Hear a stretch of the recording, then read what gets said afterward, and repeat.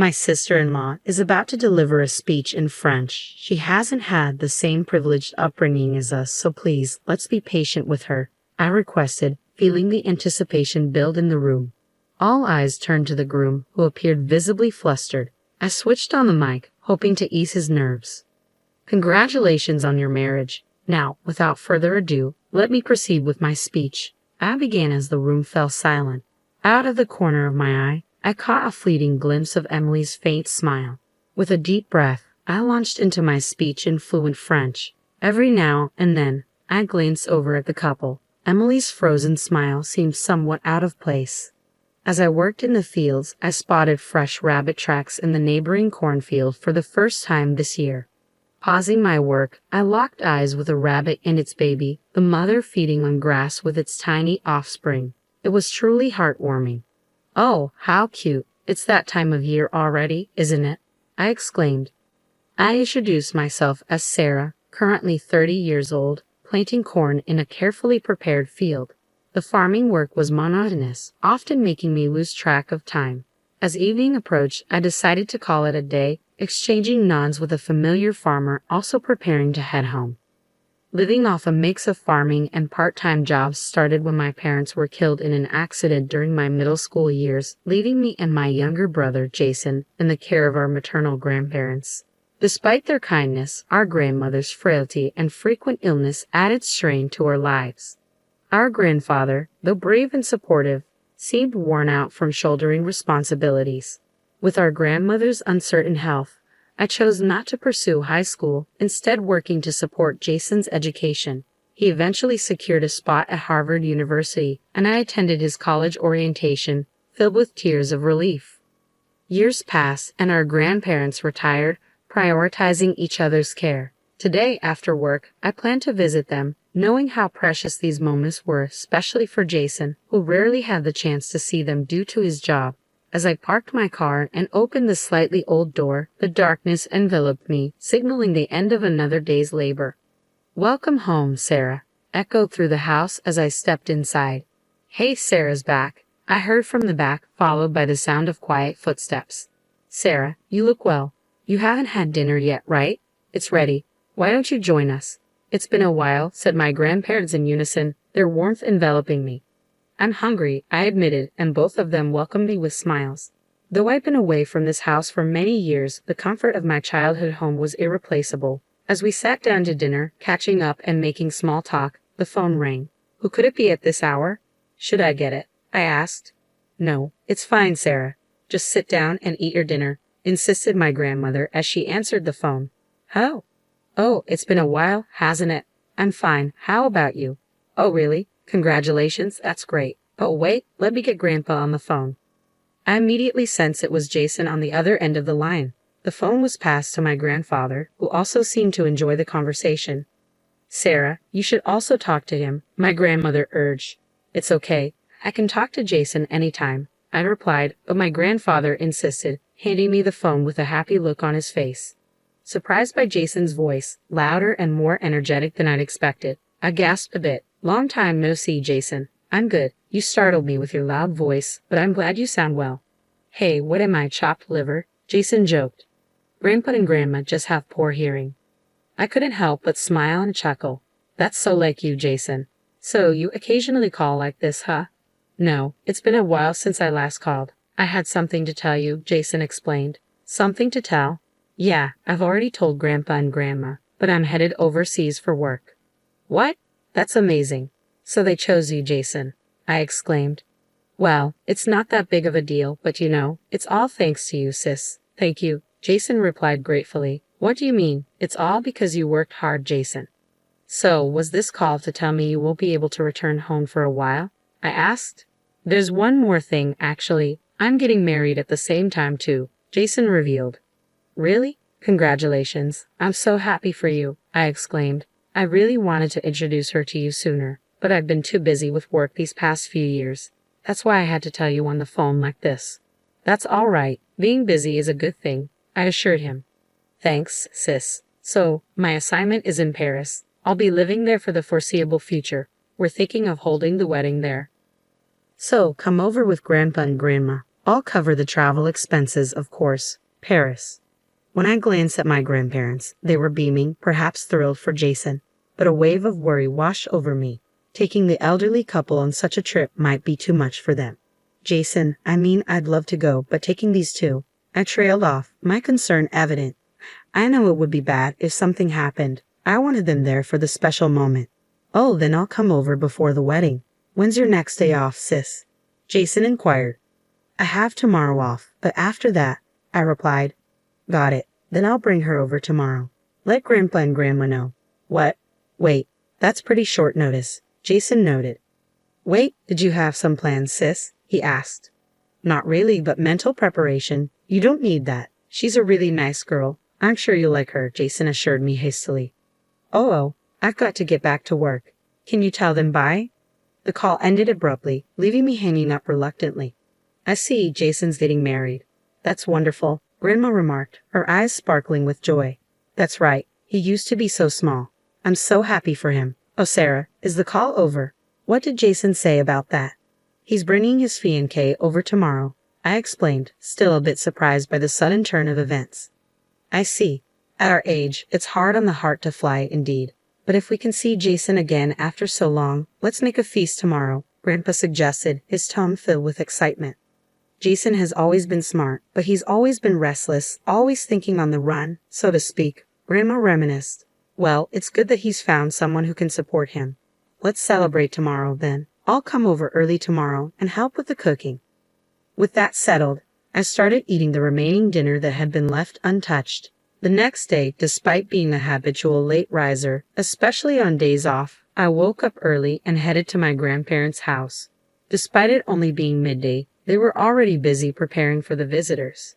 As evening arrived, the sound of the sliding door opening echoed through the house. I stepped into the house, greeted by Jason's vibrant voice, followed by a softer, reserved one. Hello there, I heard as I approached. There stood my brother, whom I hadn't seen in a while, alongside a lovely lady. Ah, sis, long time no see. Let me introduce you to the woman I'm going to marry. I'm Emily. Nice to meet you, she said with a warm smile. Oh, I'm Sarah, Jason's sister. It's so nice to meet you, Emily, I replied, extending my hand. Emily and I shook hands, welcoming the couple into the house. Emily greeted our grandparents warmly, her laughter filling the room. She was outgoing and quickly became friendly with them. As we sat around the dinner table, Emily suddenly asked me a question. So, sister-in-law, you're a fan of lemon on your shrimp, huh? Oh yes, I always have been. Really? I responded. Me too. This is the first time I've met someone else who likes it the same way. I'm so happy, Emily exclaimed. Her cheerful conversation made her easy to talk to, and we chatted and laughed together. However, I couldn't help but notice Emily's gaze on me whenever I was talking with others or had to leave my seat for the restroom. I brushed it off, thinking it was perhaps poor eyesight or just the way she looked at people. Today wasn't the day to worry about it. We were here to celebrate Jason's upcoming marriage. The conversation shifted to Jason's future Southeast assignment, and from there, I learned that Emily had lived in Paris during her junior high school years. That should make adjusting to life there and any culture shocks easier, right? I asked. Yes, indeed. The city might look a bit different now, but I think I can manage living in Paris. Plus, I'm really happy to have the wedding in my second hometown, Emily replied with a smile. All of this, including Jason's overseas assignment and meeting Emily, filled me with a sense of joy and anticipation for the future. I owe it to you, sis. It's all because you encouraged me to go to school back then. I can't thank you enough, Jason expressed gratefully, his words humbling me. But Jason kept thanking me throughout the day. Stop. Come on. Like I always tell you, it's all because you worked hard, Jason. I insisted. But sis, I wouldn't be who I am today if you hadn't done everything for me, Jason persisted. Oh, I remember now. I'd like to ask you to give a speech at the wedding, he suddenly said. Me? Well, it is your important day. If you want me to, I'll do it, I agreed. Really? That's great. Looking forward to it. Don't set the bar too high, Jason joked. Even at that moment, I felt Emily's gaze on me. However, the dinner went smoothly, and I breathed a sigh of relief. Time flew by, and before I knew it, it was the day of Jason's wedding. From the day I was asked, I had been rehearsing the carefully crafted speech for Jason's big day. As I headed to the venue, I mentally read through the speech, preparing to deliver my brother's once-in-a-lifetime speech. When we arrived at the ceremony venue, I decided to check on Jason first, heading towards the groom's waiting room.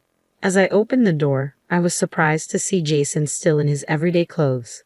"Oh, big sis, thanks for coming. Was it hot outside?" he asked. "Yeah, I was taken aback by the heat, but I'm fine.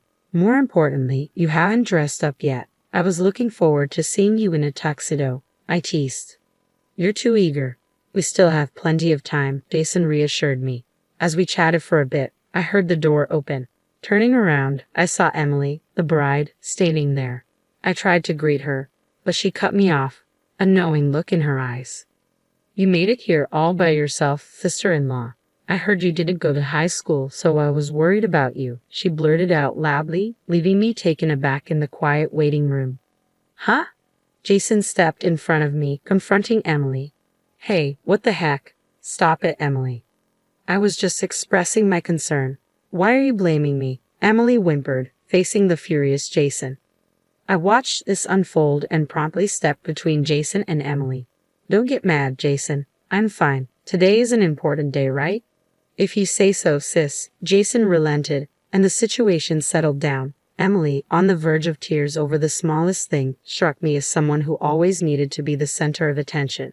Throughout Jason's dating history, some of his girlfriends had been jealous of the bond between us siblings. With that experience, I maintained my composure as I observed Jason comforting Emily until her tears subsided. Intending to leave early to find my seat and rehearse my speech, I began to step away.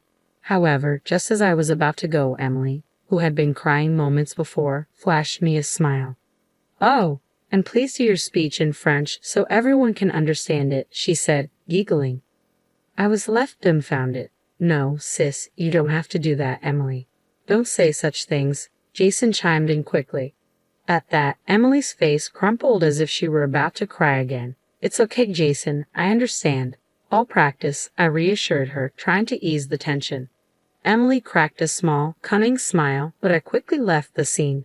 The wedding began, and seeing Jason being showered with blessings, looking so content, made me genuinely happy. As the ceremony continued, before I knew it, it was my turn to speak. Standing nervously before the mic, I was about to start my speech when a voice echoed from a different mic. "My sister-in-law is going to give a speech in French. She hasn't been brought up in the same kind of educated environment as us, so please be patient with her." Upon hearing this, the room buzzed with anticipation. All eyes turned to the groom, who was visibly flustered. I switched on the mic, hoping to put him at ease. "Congratulations on your marriage. Now, without further ado, let me proceed with my speech," I began, as the room fell silent. Out of the corner of my eye, I caught a fleeting glimpse of Emily's faint smile, then began my speech in fluent French. Every now and then, I glanced over at the couple. Emily's frozen smile seemed somewhat out of place. "Why, how?" Recalling my past, I remembered a time when I once worked part-time in agriculture. We hosted a Frenchman who was interning there, 5 years older than me. He was kind and always thoughtful, and I secretly had a crush on him. Looking back, it was my youthful days, eager to deepen my friendship with him despite the language barrier. I borrowed my friend's school French textbook and studied diligently. At first, our conversations were awkward, but eventually I became capable of casual conversation in French. As my jokes during the speech set the room roaring with laughter, I noticed Emily seemed completely lost. I figured she'd probably forgotten her French after so long abroad. Moreover, her 3 years of middle school overseas had taught her that unless you're keen on learning, you can get by with just gestures and vibes. Just as it's hard for a child to understand what adults talk about, it seemed unlikely Emily understood everything that was happening. As my speech drew to a close, I saw Jason deeply moved, crying beside her, Emily clueless as to why he was crying. As I finished speaking, the room erupted into applause. Emily, who still had no clue what was happening, started clapping along. When I asked, "Was that okay?" in French, she fell silent, her face flushed with frustration. Seeing this, the crowd, including the guests, clapped even more. As I was returning to my seat, I heard Emily's sharp voice. "Excuse me, isn't it time for me to change into my next outfit?" "Why do I know the schedule better than you all? Can't you do your job?" Hurry up. Perhaps she was irritated with me. Emily's tirade against the staff and her behavior towards everyone else remained terrible until the end. But somehow, the wedding concluded without a hitch. Back home in Louisiana, I showed my grandparents the wedding photos and videos, and they were thrilled. Even now, months later, they sometimes look back at them, shedding tears of joy. Meanwhile, Jason, who moved abroad, started calling more often than before, and the bond between his siblings grew stronger. According to him, many of the guests at the wedding had seen Emily's malicious behavior and arrogant attitude towards me and had grown to despise her. Emily's reputation, built up over the years, took a nosedive, and her friends began to drift away. Then Emily started blaming Jason for everything, crying, throwing tantrums, and worst of all, she started to verbally abuse Jason on a regular basis. Having lost all hope for Emily, Jason was now working on a divorce. A few months later, as usual, I went to see my grandparents, had dinner with them, and the three of us were chatting about recent happenings. Suddenly, the sound of the front door opening resonated, followed by, "I'm home." I quickly ran to the door. "What? Jason, why are you not in Paris?" I exclaimed. "Oh, sis, you're here too. Perfect timing. And seriously, even if this place is in the middle of nowhere, you should keep the doors locked," Jason replied. "Oh, Jason, welcome back. Paris? Are you done over there?" I asked. "No, I'm still living in Paris, but I had a business trip to New Orleans, so I decided to swing by." "Oh, that smells good. I'm hungry," Jason said. "Well then, come over here and eat, Jason. Guess what? Jason's back." Seeing Jason for the first time in a while, my grandparents were happy, their voices naturally rising, and they surrounded the hungry Jason with flying conversations. Amidst all this, I was worried about this think of the run type of Jason. "Jason, it's totally fine that you suddenly came back, but are you okay with your own family matters?" I asked, my voice somewhat loud. Startled by my voice, Jason flinched but immediately turned towards me, straightening his posture a bit. "About that, actually, the divorce has been finalized, so I wanted to tell you that in person. I'm really sorry for causing you distress. You've always been there for me, and I didn't mean for this to hurt you.